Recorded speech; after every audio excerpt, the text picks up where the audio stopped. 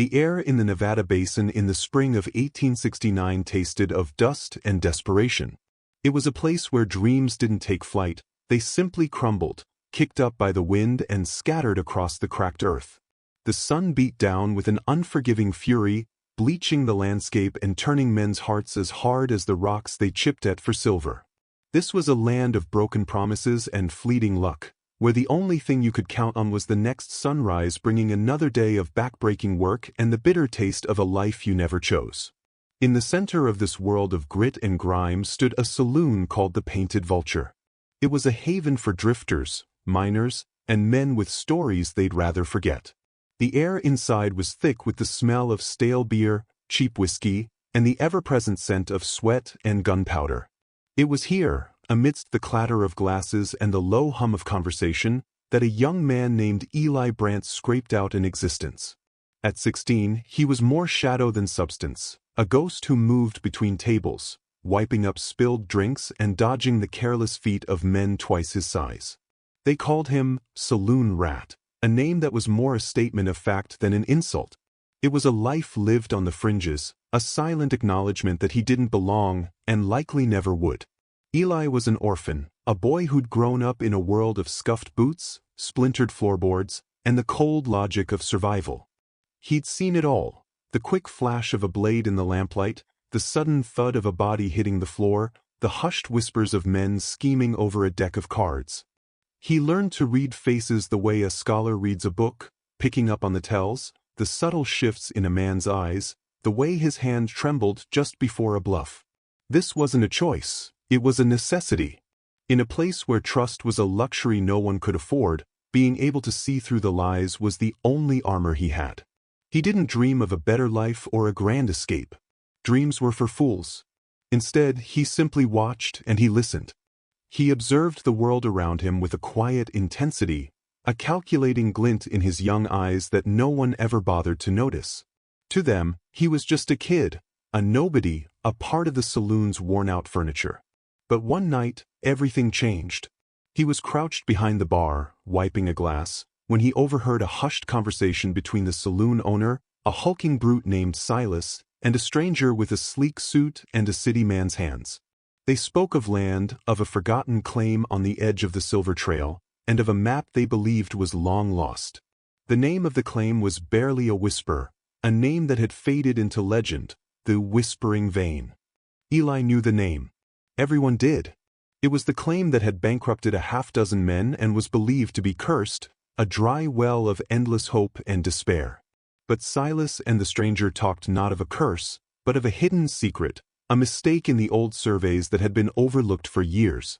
They spoke of a plan to acquire the land for a song, using a forged deed and the town's own corrupt laws against it.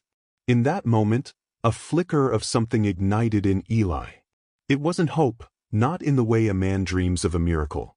It was an understanding, a sharp, cold realization that power didn't lie in a strong arm or a quick draw, but in knowledge. The man with the sleek suit wasn't powerful because he was big, or because he had a gun. He was powerful because he had information that no one else did. He held a secret that could change his fate and the fate of anyone who knew it. Eli saw the world not as a place of brute force, but as a giant, intricate game of cards, and he was tired of being the dealer's lackey. From that day forward, Eli's silent observations took on a new purpose. He started to piece together the world around him, not just to survive, but to gain an advantage. He started to pay attention to the old account ledgers Silas kept, learning how the money flowed and where the debts piled up. He found a discarded deck of cards and spent his quiet hours in the back room, memorizing the subtle bends and scuffs that marked each one. He listened to the drunken whispers of men who bragged of their fortunes and their failures, learning the names of key players in the region and the unwritten rules that governed them. He picked up old newspapers, learning to read a little at a time, a word here, a phrase there. He didn't go to school.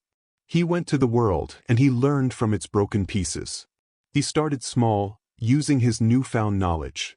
He would sit in on low-stakes poker games, watching the men, noting their tells, their bluffs, the way their eyes flickered when they held a good hand.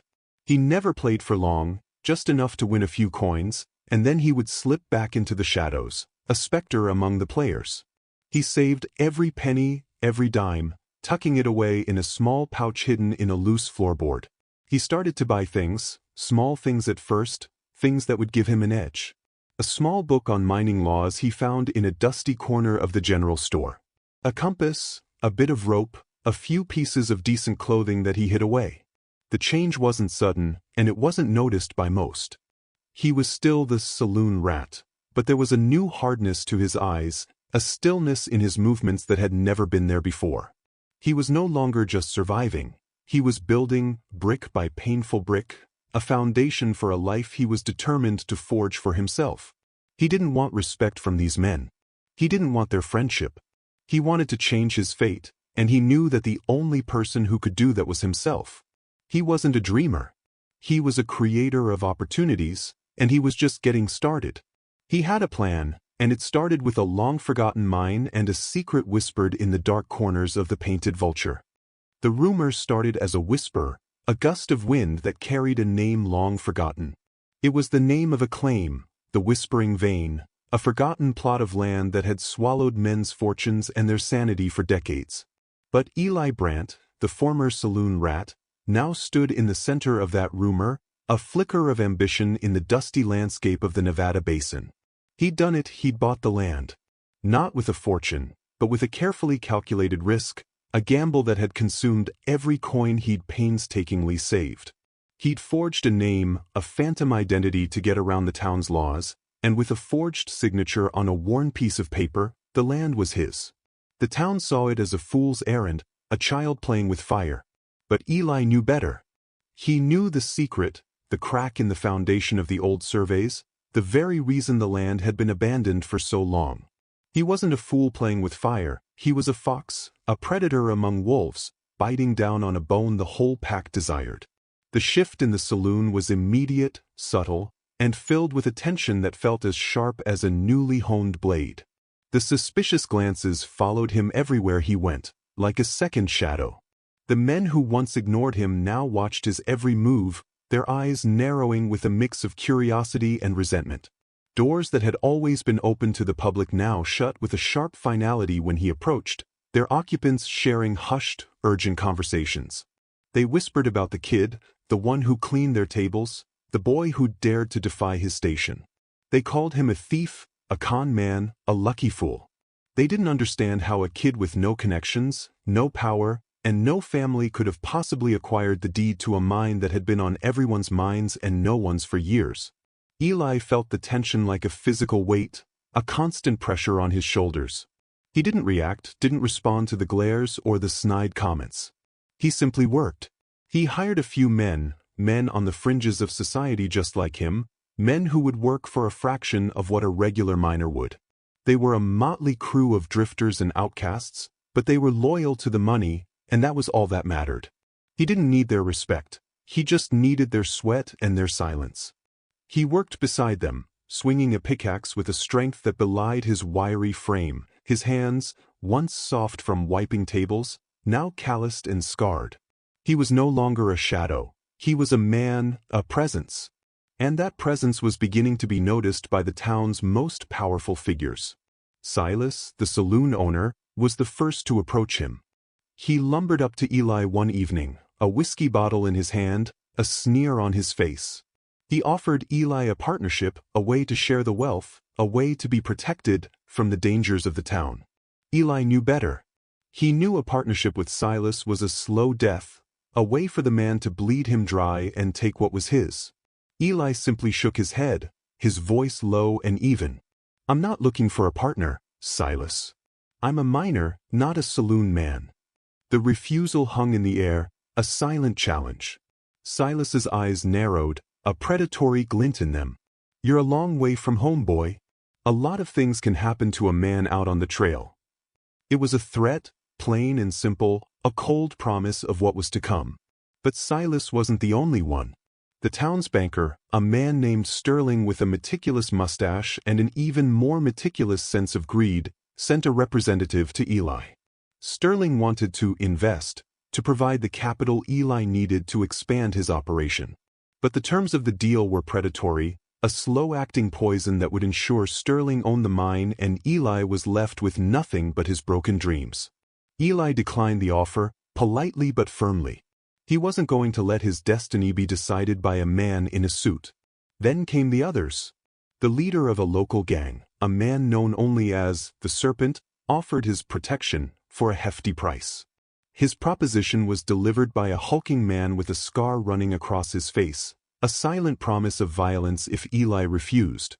He refused. He wasn't going to become a pawn in a game of power and intimidation. Eli stood at a crossroads. He held no real power yet. His claim was still unproven, his wealth still just a promise in the dirt. But he had lit a fuse. The rumor of his mine, a mine he believed held a fortune, was spreading like wildfire. And with the rumor came the vultures, the men who saw him not as a human being, but as a resource to be exploited. He was an easy target, a boy with no one to back him up, no one to protect him. He was alone in a world of predators, and he knew that every day that passed, the pressure would only increase. He was still a fox among wolves, but the wolves were starting to smell the blood, and they were getting hungry. He was a target and he knew it. He had to move carefully, to make every decision with the cold calculation of a man who knows that one wrong step could mean the end of everything he'd built. He had risked everything, and now he had to protect it. The game had just begun. The fuse Eli lit in the dusty corners of the painted vulture didn't just smolder, it ignited. The whispering vein, once a forgotten scar on the landscape, began to yield. Not a torrent, not a river of silver, but a steady, undeniable trickle. Enough to prove the town's legends wrong, enough to make the whispers in the saloon turn to outright envy. The work was relentless, a brutal dance with the earth under the unforgiving sun, but every ounce of silver he pulled from the ground felt like a victory, a defiant shout against the fate that had once been his. He was no longer the saloon rat. He was a miner, a man who had pulled himself from the mud and was carving out his own piece of the world. But with this new success came a new kind of pressure, a constant, gnawing anxiety that clung to him like the dust on his clothes. He was forced into uneasy alliances, his hands tied by circumstance and the sheer, unyielding weight of the town's power structure. He made a deal with Sterling, the ruthless banker, not for investment, but to secure the legal claim to his mine, to legitimize his ownership in a way that couldn't be challenged. The terms were harsh, a slow-acting poison that gave Sterling a percentage of his earnings, a constant reminder that he was a man in a suit who still had Eli in his pocket. Eli had no choice but to agree. It was a compromise, a necessary evil, a way to keep the wolves at bay for a little longer. He also found himself tangled in a precarious arrangement with the Serpent and his gang. He needed protection for his shipments of silver, a way to get his earnings to the nearest city without being robbed on the road. The Serpent offered that protection, for a price. Eli knew he was walking a tightrope, balancing between two men who would just as soon see him dead as rich. He spent his nights sleepless, his mind racing with possibilities, with the countless ways a man could be double-crossed. Every rustle in the wind, every creak in the floorboards of his small shack, felt like a silent threat, an invisible danger lurking just beyond the firelight. He was no longer just fighting for survival, he was fighting to keep what he had earned, to keep his hard-won freedom from being stolen by the very men he had to rely on. In this world of lies and cold calculation, a flicker of something real, something unexpected, entered his life. Her name was Wren, a young woman who worked at the horse station just outside of town.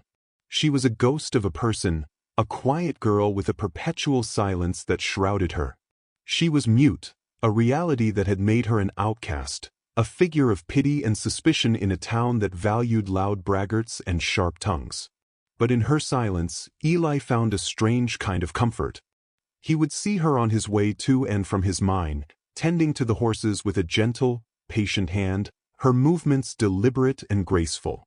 The first time their paths truly crossed was when Eli, exhausted and battered from a day of working the mine, stumbled into the horse station to water his horse. He was covered in dirt and exhaustion, a deep-seated weariness etched onto his young face. Wren, seeing him, didn't pity him, didn't look at him with the same calculating eyes as the rest of the town. She simply saw him. Her eyes, a deep shade of brown, were clear and honest, a mirror reflecting the exhaustion behind his cold, determined facade. She didn't speak, of course, but she brought him a canteen of fresh water and a cool, wet cloth without a word. It was a small act of kindness, a gesture so simple yet so profound in a world where every action had a hidden motive. Their bond grew in silence, a fragile thing that blossomed in a world where honesty could get you killed. They would see each other every few days, and a routine began to form. He would bring her a small rock from his mine, a piece of silver or that glinted in the sunlight, and she would simply nod, her eyes full of a quiet understanding. She never asked for money, never asked for favors. She just gave. She gave him a moment of peace, a respite from the constant paranoia that was slowly consuming him. He found himself looking forward to these small, silent meetings, these brief moments of connection that felt as real as the dust beneath his boots. Eli had built a wall around his heart, a fortress of cold logic and self-preservation. But Ren, with her quiet kindness and her clear eyes, was slowly chipping away at it. He still didn't have dreams, not in the way other men did. His focus was on survival, on outsmarting the wolves and staying one step ahead. But for the first time in his life, he was beginning to feel something different, something that went beyond the need to survive.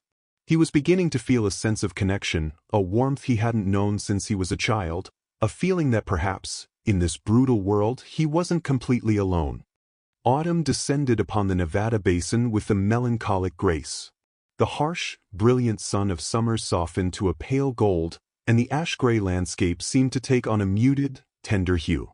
It was a time of quiet change, a season that mirrored the slow, almost imperceptible transformation happening in Eli's heart. He was still the same man on the outside, a figure of relentless determination and silent strength. But inside, a different kind of change was taking root, a feeling so gentle and foreign it was almost frightening. He was still fighting, still navigating the treacherous waters of the town's politics, but now he had an anchor, a small island of calm in the constant storm of his life. That island was Ren. Their connection, born in the silence of the horse station, deepened through small, unspoken acts of care. It was a language of gestures and shared moments that spoke louder than any words. He'd arrive at the station, his face a mask of exhaustion and worry, and she would simply be there, her presence a steady, unwavering comfort. One evening, a group of Sterling's men, angry over a slow payment from Eli, cornered him on the road. They were drunk and menacing, their threats hanging heavy in the cool evening air. Eli, outnumbered and outgunned, was ready for a fight he couldn't win. But just as they were closing in, Ren emerged from the shadows, her eyes wide with a quiet alarm. She didn't say a word, she couldn't, but she gestured frantically, leading Eli away from the main road and into the maze of back trails she knew by heart. The men, confused and irritated by her sudden appearance, gave up the chase, muttering curses as they turned back. Ren, in her silence, had saved him. She led him to a hidden cabin nestled high on the plains, a place so remote and peaceful it felt like a world away from the dusty chaos of the town. It was a small, ramshackle dwelling, a place of safety and solitude. Here, far from the prying eyes and grasping hands of the town, their bond deepened. She tended to the wounds he'd sustained in the scuffle, her fingers gentle and sure as she cleaned and bandaged his cuts. She didn't ask questions, she didn't need to. Her eyes held all the understanding he needed. In the solitude of the cabin, their lives became a quiet, rhythmic dance. Eli, with his newfound knowledge and skill, set to work on the cabin, a small act of gratitude that became a labor of love. He repaired the leaky roof, mended the broken fence, and built a sturdy table from a few planks of wood he found discarded nearby. Ren, in turn, cared for him with a tenderness he hadn't known since his mother had died. She would cook a simple stew over the fire, the aroma filling the small space with a warmth he'd long forgotten. One night, as he sat by the fire, a bowl of her soup in his hands, a wave of nostalgia washed over him. The taste, the feel of the warmth, it all brought back a distant memory of his mother, of a love that was unconditional and pure. He looked at Ren, her face illuminated by the firelight, and for the first time in his life, he didn't feel alone. He felt a profound sense of peace. Their days were a series of quiet, yet profound moments. They would sit together in the evenings, watching the sun set, the sky a riot of fiery colors against the darkening hills. They didn't need to speak. Their connection was in the shared glances, the small touches, the simple understanding that passed between them. He found himself wanting to protect her, not just from the dangers of the world, but from the pain of her past. He realized that this was something entirely new to him. His entire life had been a quest for self-preservation, for survival at all costs. But with Ren, for the first time, he found himself wanting something more, something he never knew he needed. He found himself wanting to share his life with someone, to build a future not just for himself, but for them. It wasn't about gain or ambition. It was about love, a feeling as fragile and beautiful as a wildflower blooming in the desert. He hadn't defied fate just to get rich. He had defied it to find a home not in a place, but in the quiet, loving gaze of a woman who saw him for who he truly was. The fragile peace Eli and Ren had built in their hidden cabin was shattered by the cold, harsh reality of the outside world. The tranquility was an illusion, a temporary reprieve from a town that had not forgotten the boy who had outsmarted them. The betrayal came from within, a whisper from one of Eli's men, a man whose loyalty proved to be as flimsy as a cobweb in the wind. He sold Eli out for a handful of silver and a promise of protection from Silas. He revealed the location of the hidden cabin, the sanctuary Eli and Ren had built with their silent love and shared dreams. The townsfolk, a mob of resentful faces and grasping hands, gathered at the foot of the hill, their lanterns flickering like malevolent eyes in the deepening twilight. They were joined by Sterling, the banker, his face a mask of cold fury, and the serpent, his men lurking in the shadows, their hands on their guns. They had come for justice, or what they called justice.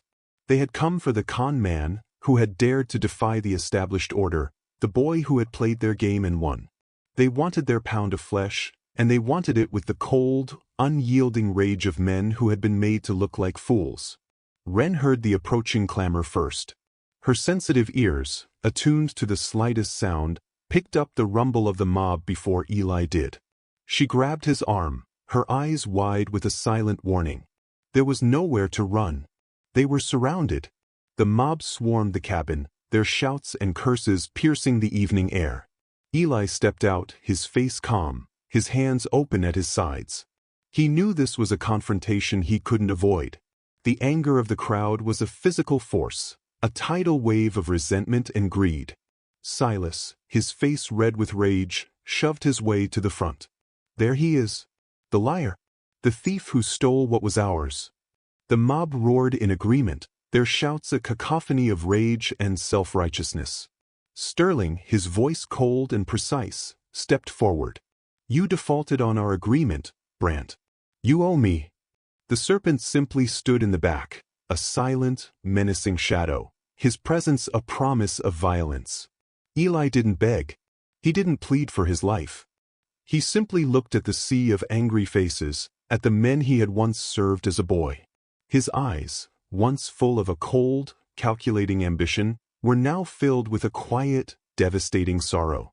He looked at Ren, who stood beside him, her hand gripping his shirt, her face pale but resolute. I didn't steal anything, he said, his voice low and steady. I earned it. I worked for it, every single piece. The crowd didn't listen. They just wanted to see him suffer. Then, a man lunged for Ren. It was a sudden, violent movement. He grabbed her, his hand wrapped around her arm. She cried out, a small, choked sound that was more of a gasp than a scream. It was a sound Eli had never heard before, a sound of pure terror. In that instant, something snapped inside of him. He became a whirlwind of cold fury, a man who had nothing left to lose. He fought back, not with a gun, but with his bare hands, his desperate rage of force of nature. He was a force of fury and vengeance, but he was one against many. He was outnumbered and overwhelmed. They beat him, kicked him, their blows a blur of pain and cold, unforgiving injustice. He fell to the ground, his body bruised and battered, his vision swimming in a haze of red and black. Amidst the shouting and the violence, Eli managed to get out one sentence, his voice a low, ragged rasp. "If helping someone who once saved me is a crime, maybe you all should look at yourselves." It was a final defiance, a challenge thrown at the hypocrisy of the men who claimed to be so righteous. He was a boy who had learned to read faces, and he saw the truth in theirs, not justice, but pure, unadulterated greed. When he looked up, through the haze of pain, he saw Ren being dragged away. She was fighting, but her silence was no match for their brutality. She was taken, her small, fragile figure disappearing into the darkness. Eli was left on the ground, beaten, bound, and alone. His mind was gone, his home destroyed, his only connection to humanity stolen from him. The mob left him there, a broken reminder of what happens when you dare to defy your fate. He was betrayed, homeless, and friendless. He had nowhere left to go, nothing left to hold on to except the cold, burning rage that had taken the place of his shattered heart. His journey, which had started with a secret and a desire to survive, had ended in a brutal, crushing loss. The only light in his world had been snuffed out, and he was left alone in the dark.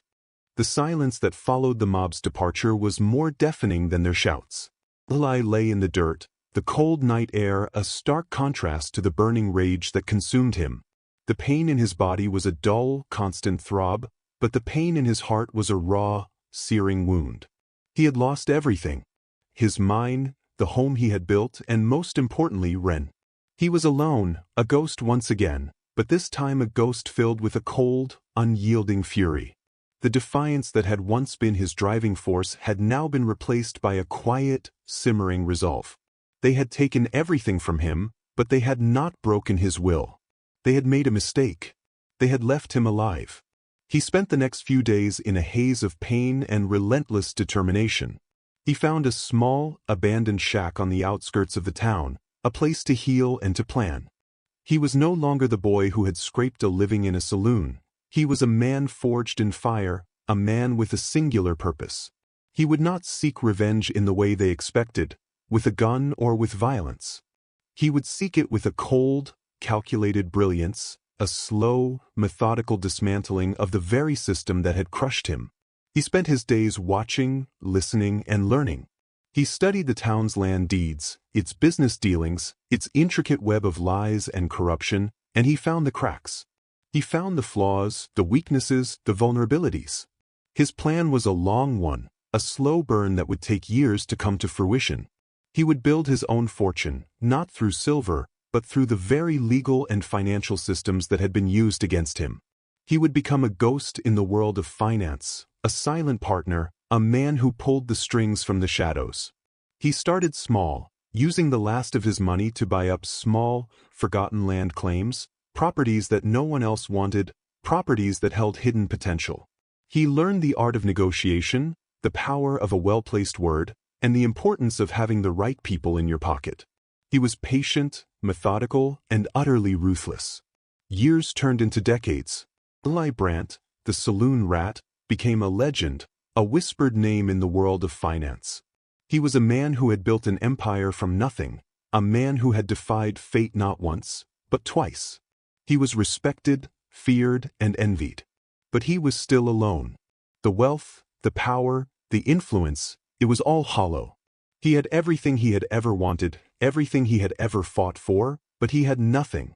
Every day, he was haunted by the memory of Ren, by her quiet kindness, by the small, profound moments they had shared in their hidden cabin. He had searched for her for years, using every resource he had, but she was a ghost, a memory that faded with every passing year.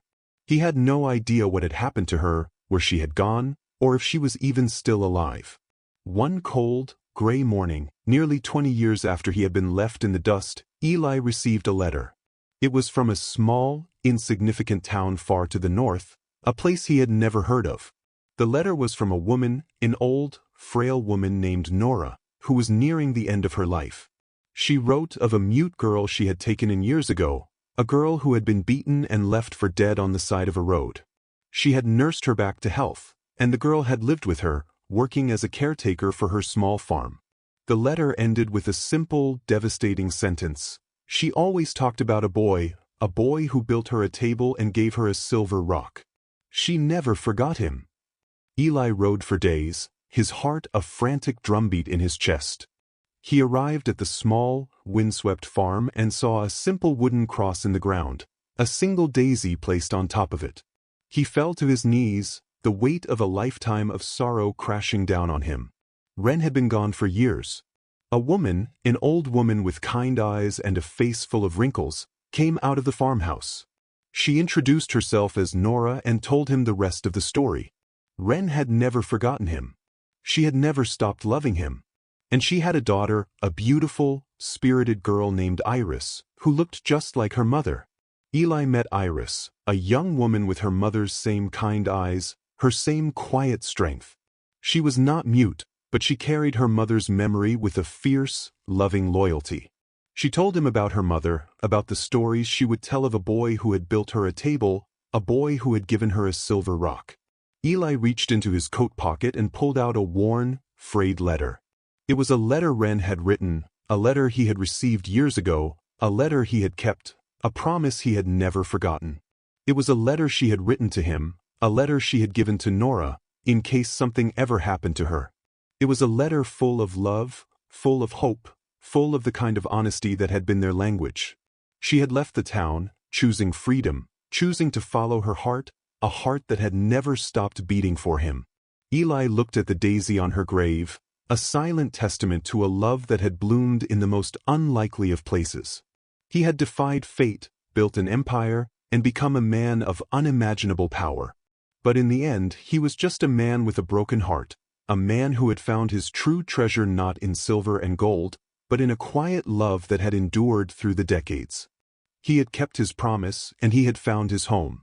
Not in a place, but in the memory of the woman who had taught him how to love, and in the eyes of the daughter she had left behind, a living, breathing testament to a life and a love that had defied fate.